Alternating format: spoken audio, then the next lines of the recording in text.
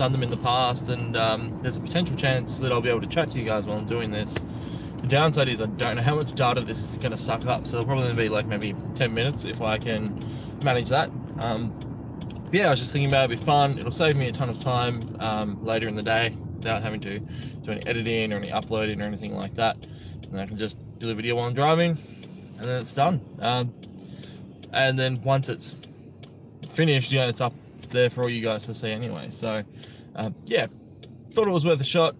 We'll see how it goes. So anyway, this is just going to be like any other regular video, just updating and me babbling on about junk and stuff.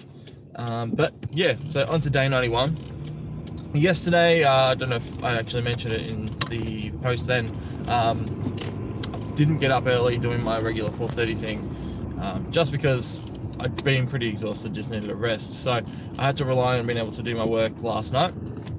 Now, knowing full well that my sister's getting married this weekend, and last night we had the wedding rehearsal, so that took out a chunk of my time doing that. So we probably didn't get home till about 8:30, and still had to get April down, so really didn't get a start to the night until about 9:30, which was a pain. It was good, like it wasn't overly arduous or anything. It was nice to see all the family, but you know, just pushed back my timeline a little bit. But yeah, I managed to get onto the computer and do a couple of things. One of the things I did was I finished the sketchbook, so the Monkey Junk sketchbook, which is going to be live today for everyone to download, and I'll be pimping the hell out of it later. I hope you guys will be too. I'll post a link down in the description once it's uploaded, so some point later today. Otherwise, you'll be able to find it on my Instagram, you'll be able to find it on Facebook, on Patreon. I do a live public post on Patreon there. Pretty much anywhere on social media you can find it, you'll be able to find the sketchbook. For those of you who have just joined in, late in the game but have just joined in, the Monkey Junk sketchbook is essentially a it's almost like a little promo booklet that I've put together, just a digital booklet designed to be read on your phone, but can be read on computer or anything else. You'll be able to download it for free from camera.com. All you have to do is just pop on there, buy it. You can donate if you want to throw a few bucks in just as a, you know, bit of support. That's always awesome. But this is 100% free. There's no obligation to throw any money down. Like, this is just purely for me to share, for you to enjoy it, and to promote the comic that's coming out on Saturday, which is super exciting. All of the websites are ready to go. I just need to hit that like button as soon as Saturday hits. It's going to be very exciting for that, which is the downside of being live and driving, because it's got to keep up. Anyway, yes, so that'll be uploaded. Just to get you guys excited about Monkey Junk, and hopefully to show you guys some stuff you haven't seen before. What else? Then I had to finish off. I had a discussion with my mate Luke at work yesterday. We were sort of talking about it, coming up with a few ideas. I felt confident with what I had planned, so I tried to do that. Didn't work out. It was originally a 3-panel page, so one large panel, which is a giant sort of establishing shot. Sorry, I forgot the word for a second. So it was a giant establishing shot, and then it was 2 smaller panels showing Geordie and Abby sort of diving out of one of the doors and into the new environment. That it was working out, but I just didn't feel like it had the impact I wanted it to. So what I ended up doing was I actually just got rid of that panel break and those bottom 2 panels, and rejigged it a little bit so you had some, so you could see characters sort of bursting out the doorway, flying down the corridor, and then you don't actually see the characters at all in the panel, but there's enough information there and in the previous pages for you to know what's going on, and for it to be a little bit exciting too. So hopefully by the time you see that, you'll be like, oh man, where are they going, what's going to happen? And it sort of ends on a mini cliffhanger sort of thing, you know, considering it's like a single page. You know, it's enough to hopefully make you want to go, oh, I can't wait for next week's episode to see why they said you know, one of those sorts of things. So yeah, I'm really happy with it. Managed to finish that last night, and then just chilled out on the couch and actually managed to get to some relaxing time, which was good. I'm finding that doing the earlier stints, I'm getting used to the time adjustment, so it's not really bothering me as far as being tired during the day goes. I mean, during the afternoon or at the end of the day, I'm definitely a little bit more tired, but I mean, probably no more than anyone else. And I'm still trying to allow myself an hour or two just to relax. Spending that time with April in the night helps. To me, that's not really work for the most part. Sometimes it can be work. But you know, that's just me hanging out with my kid and my family and just sort of enjoying their company. You know, quantify that as work. It can be a bit tiring, but you know, that's neither here nor there. The last thing I really want to do is be sitting on the couch for hours and just watching TV. That's just not who I am. I like to be working, I like to be active. Even if I was sitting on the couch, I'd rather be drawing whilst there's something on TV, so I wouldn't really be focusing on it anyway. Which is really frustrating too, because when I do want to sit and watch a movie that I haven't seen, or you know, if it's a Netflix movie or whatever, I don't really sit and focus on it heavily like I would if I went to the cinema.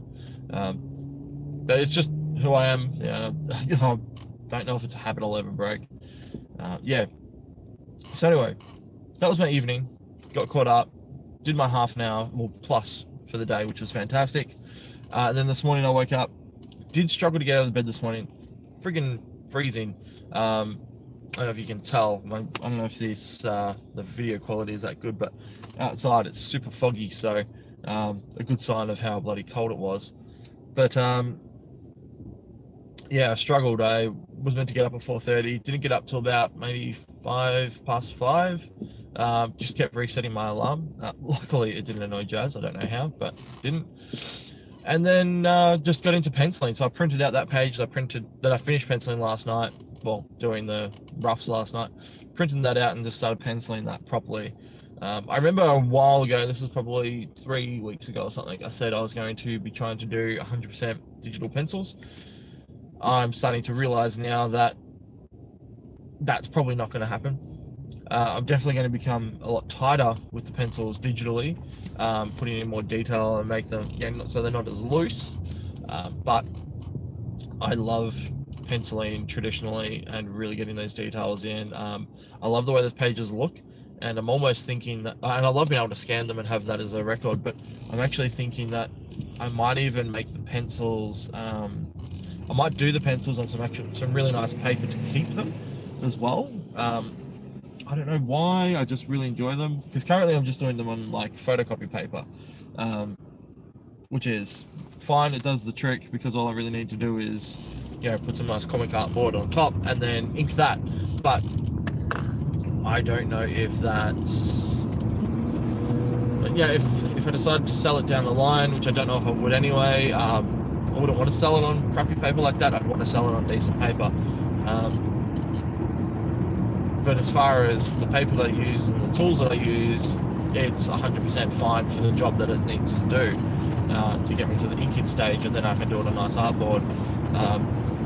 One of the reasons I thought about this was someone actually brought up the topic of, you know, if I was able to do the book, it'd be cool to see like a book where it was just the pencils with the lettering over the top. And I was like, oh, well, I don't actually have the pencils finished for anyone, like ready to scan, because I think the original 6 pages, I did all the penciling on the comic board, and then the reason I stopped doing that was because I had to still erase the pencils, and that was lifting the ink, and then the quality of the ink was less, so when I scanned it, it was harder to touch everything up and bring those rich blacks back out. So I don't know, I reckon my process will just continue to change, but I mean,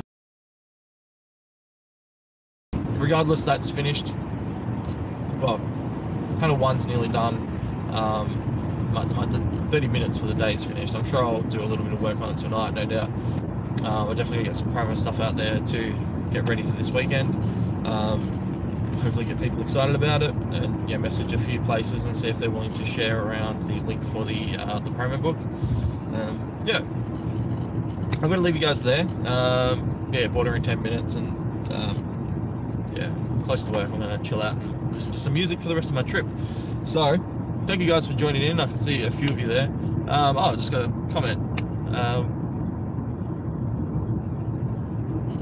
So Zach just asked me, okay, I'll stick around and I'll answer this question. Zach just asked me what my favorite markers are to use when it comes to coloring, traditional coloring. He mentioned, like people have mentioned Copics, but Copics are quite expensive, and that's true. They are. I find any good marker that you want to use is going to cost money. I find that's consistent really with any art tool that you want to use. You can get away with using some cheaper options because whatever they come up with. James is telling me off for reading and driving. I shouldn't, you're right. Laughing now. Some cheaper tools can be great because you can get some really interesting effects with them, but I find that some of the cheaper markers don't blend very well. So if you really want to get those nice flat tones, you won't get them in the cheaper alcohol markers. There are some good ones. I used to use for a while, I don't think they really make them anymore, in Australia at least, were the Mepsi markers. Spelled M-E-P-X-Y, spelled really weird. They were really good. I really enjoyed them, but Copic really sort of demolished them as far as competition goes, so they didn't really stand a chance in the market. I've just recently tried some new ones which Derivan have released called Ergo Pro markers. I think this is a re-release. They tried to release them a few years back. I don't think it went very well, but I think they've changed the recipe a little bit on them too. And they're nice. They're still on the cheaper side of things, so as far as how well they work, the blending, I had to work harder, and that was the downside. I had to work harder to achieve the goal that I wanted with my coloring work. And if you've got the time, that's great, but that's why companies like Copic and Prismacolor stand out, because their product it's better, to put it simply.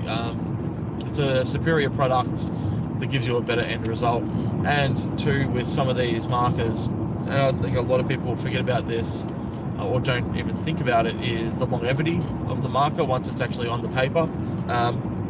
Mepsis have been known to fade. They're not as light fast as Copics are. Like anything, not everything is truly light fast. Everything will eventually fade. But it's the same as going to use Art Spectrum oil paints in comparison to Michael Harding or Rembrandt oil paints. Michael Harding and Rembrandt are packed with pigment. They're super high quality paints with minimal binders and additives to make the paint last longer and live hopefully forever. It's the same with markers. Essentially, the cheaper the marker is, the more watered down the product's going to be. So I recommend saving your pennies and just slowly buying your markers. Buy the ones you need at the start, buy a few flesh tones, and then a few simple colors. Practice with them. I do intend to do a Copic coloring tutorial. I just, it's one thing that I really need to sit and put real time into. Someone who did a great coloring tutorial for Copics was Cat Art Illustrations. She's a friend of mine. Check her channel out. She does a great tutorial on how to use them, and how to use them in different ways. She actually used to be a Copic ambassador as well, so she really knows her stuff in regards to markers. But yeah, quality over quantity. If you've got $50 and you can get 20 cheap markers which will do the job almost as good, or be able to buy 5 or 6 markers and do the job fantastically, I'd rather buy the Copic markers personally. Look, I don't always have a lot of money to blow on just art supplies, but I think it's worth the investment over just going out to buy a whole heap. But if you're just practicing, maybe you could hop online. I know if you go to like wish.com, they have like full collections of color markers on there, like alcohol based markers. And if you're just wanting to practice and test them out and things, sure, go for them. You know, you've got to sort of start somewhere, and I understand why you wouldn't want to blow a whole lot of money on something you've never used before, or you know, don't have a lot of experience with. But yeah, there's tons of cheap markers out there, especially with, you know, so the online market now. There's companies all over the world which are making the cheaper alcohol markers. So I'm sure you'll find a few. But yeah, like I said, the ones I mentioned, Pepsi markers are good, Ergo Pro markers are good. The touch markers, which Right Art and Craft released, and I think Prismacolor have brought them out now in America. They were quite nice as well, so worth a try. All right, I'm going to go now. I've said my piece. Thank you for the questions, though. I know I shouldn't be reading while I'm driving, but it was nice to talk about that. Yeah, you're welcome, dude. That's thank you for the question. I'll probably do this again tomorrow, assuming that it hasn't killed my data plan. I don't know how much data this thing's going to be sucking up, so hopefully not too much. Alright guys, I'll catch us all tomorrow for day 92, and have a good one. And now I'm going to figure out how to turn this off.